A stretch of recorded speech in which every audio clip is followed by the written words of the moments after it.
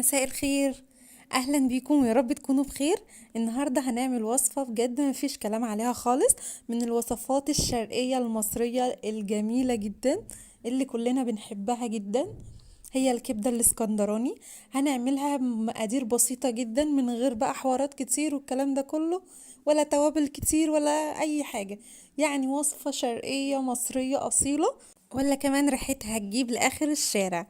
يعني انا متأكدة ان بعد ما تتفرجوا على الفيديو ده ان شاء الله هتعتمدوا على الوصفة ديت ومش هتبطلوا ان انتوا تعملوها بالطريقة دي. ويلا بقى بينا نروح نشوف الطريقة والمقادير بتاعت وصفتنا. هيكون معايا فلفل رومي، هتقطعيه شرايح كده بالطول زي ما انت شايفة، الكمية اللي تحبيها. تمام. الكبدة الاسكندراني يا سلام بقى، بتعشق الفلفل، هتحطي الكمية اللي انت حباها. ومعاهم كده كام قرن كده صغننين يكونوا مشطشطين وحرقين.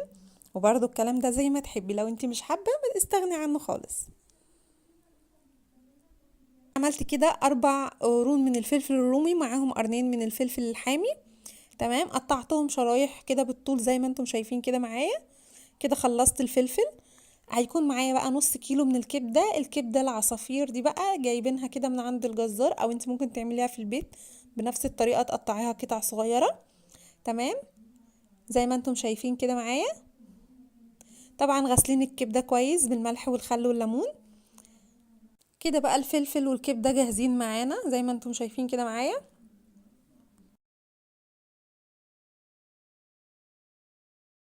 نروح بقى نشوف التوابل بتاعتنا. هتكون عبارة عن ملح، فلفل اسود، كمون، بابريكا، كزبرة، ليمونة.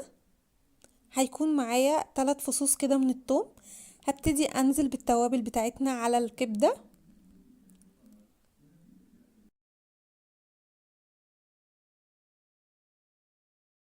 هنزل بالثوم المفروم اللي احنا فرمناه، قد 4 فصوص او 3 فصوص من الثوم. تمام كده. هبتدي ان انا اعصر عليهم قد نص ليمونة،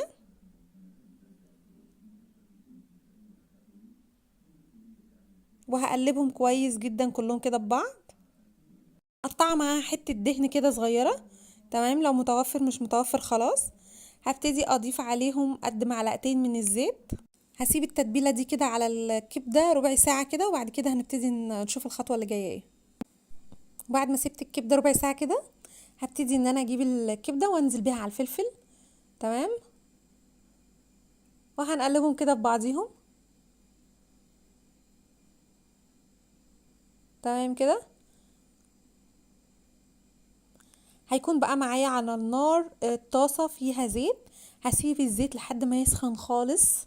تمام، وبعد ما الزيت يسخن هبتدي انزل بالكبدة. ما ننزلش بالزيت بالكبدة والزيت بارد، علشان خاطر ما تنزلش العصارة بتاعتها.